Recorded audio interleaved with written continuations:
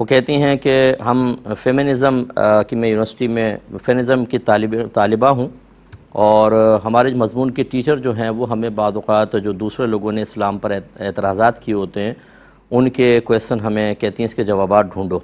تو ہمیں دو سوال دیے ہیں، ایک یہ کہ عورت کا جائیداد میں حصہ مرد سے کم کیوں ہے،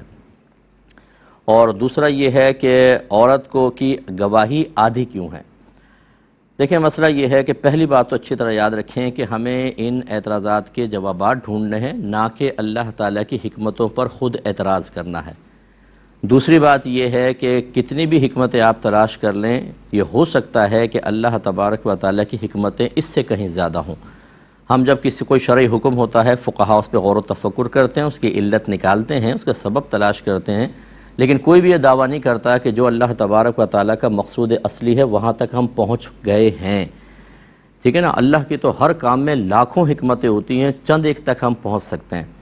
اب چونکہ عوام الناس کا کام یہی ہے کہ وہ علماء کی اطاعت کریں، جیسے کہ اللہ تعالیٰ نے فرمایا اطیعوا اللہ واطیعوا الرسول واولی الامر منکم، تم اللہ کی اطاعت کرو، اس کے رسول کی اطاعت کرو، اور ان لوگوں کا کہنا مانو جو تم میں حکم والے ہیں۔ اور اس سے مراد علماء مجتہدین، مفتیان کرام، جو لوگوں کو مسائل سکھاتے ہیں، تغیر زمانہ کے اعتبار سے مسائل کے بدلنے پر ان کی گہری نگاہ ہوتی ہے، اسباب پر گہری نگاہ ہوتی ہے، ان کے جوابات ہمارے لیے کافی ہونے چاہیے، اس کے بعد اعتراض نہیں۔ تو پہلی چیز یہ ہے کہ عورت کا حصہ کم کیوں رکھا گیا؟ اس وجہ سے رکھا گیا کہ اس کے نان نفقے کی ذمہ داری مردوں پر ہے۔ اگر وہ بیوی ہے تو شوہر اس کا نان نفقہ اٹھائے گا، ماں اگر محتاج ہے تو تمام اولاد برابر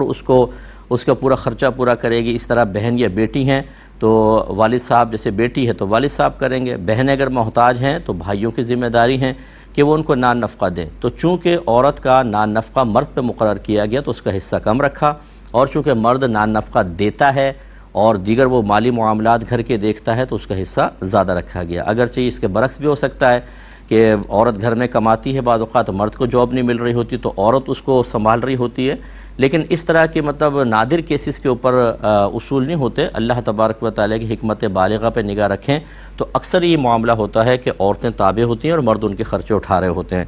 دوسرا، عورت کی گواہی آدھی کیوں رکھی گئی ہے؟ اس کی وجہ یہ ہے کہ اللہ تبارک و تعالیٰ نے مخلوق کو پیدا کیا، کسی کو کسی نعمت سے نوازا اور کسی کو بطور آزمائش کچھ نعمتوں سے کم رکھا۔ تو اب خواتین کا معاملہ یہ ہے کہ اکثر ان کی عقل پر ان کے جذبات، احساسات، ان کی فیلنگز غالب آ جاتی ہیں،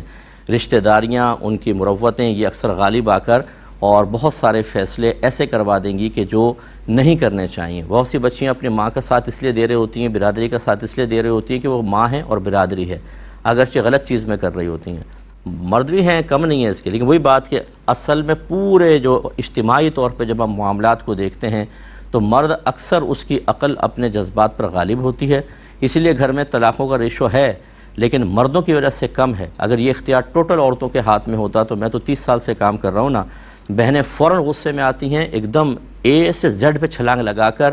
فیصلہ کر لیتی ہیں اور بعد میں پچھتاتی رہتی ہیں۔ تو اس لیے اگر گواہیاں عورتوں کی خالی رکھتے تو یہ ہو سکتا تھا کہ یہ اپنے جو ایک طبعی کمی اللہ نے رکھی ہے، ایک نقص رکھا ہے، وہ بھی بطور آزمائش وہ اکثر ان کی عقول پر غالب آ کر اور غلط گواہیوں کی طرف لے جاتا، تو اللہ تعالیٰ نے ان کی گواہیوں کو کم رکھا۔ دوسری بات یہ کہ گواہی دینے کے لیے گھر سے باہر نکلنا پڑتا ہے، معاملات کرنے پڑتے ہیں، اس لیے اور باہر کے معاملات چونکہ مردوں کے لیے زیادہ انسب ہیں، جیسے آج بھی اگر کوئی بہن اگر کورٹ وغیرہ چلی جائے تو آپ دیکھیں بیچاری انتہائی پریشان ہو جاتی ہیں وہاں کے ماحول دیکھ کر، تو ہمیں اللہ کی حکمتوں کو سمجھ میں آتا ہے کہ مردوں کو گواہی کا اختیار دیا ہے کہ 2 مرد ہوں یہ بہتر ہے، ورنہ پھر اگر عورت بھی ہوں تو پھر وہی اس کے قصور عقل کے معاملہ اور جذباتیت کے غلبے کے معاملے کی وجہ سے ان کے حق کو تھوڑا سا کم رکھا۔ اور آخری بات پھر وہی ہے کہ جب اللہ نے رکھا تو ہم تو اللہ کی رضا پر راضی ہیں، کوئی اگر اعتراض کرتا تو کرے۔ میں 50 قوانین پہ اعتراض کر کے بتا سکتا ہوں جو باہر کے قوانین ہیں، ہم چونکہ علم رکھتے ہیں، ہم نے آئین بھی دیکھا ہوتا ہے، سب دیکھا ہوا ہے، یہ اتنے غلط قسم کے فیصلے آپ سمجھتے ہیں ان کے فیصلے بہت اچھے ہوتے ہیں، انتہائی ناانصافی پر مشتمل۔ ہم جنس پرستی کا حکم وہیں سے تو آیا ہے، وہیں سے تو قانون پاس ہوا ہے کہ 2 مرد مرد سے نکاح کر لے، عورت عورت سے نکاح کر لے۔ اب اس پہ اعتراضات کریں نا، اور ان سے کہیں اس پہ اعتراض کے جواب ہمیں دو۔ تو خلاصہ کلام یہ ہے کہ ہمارا مذہب اسلام بڑا پرفیکٹ ہے، اللہ کے فیصلے ہمیں سر تسلیم خم کر کے قبول کرنے چاہیے۔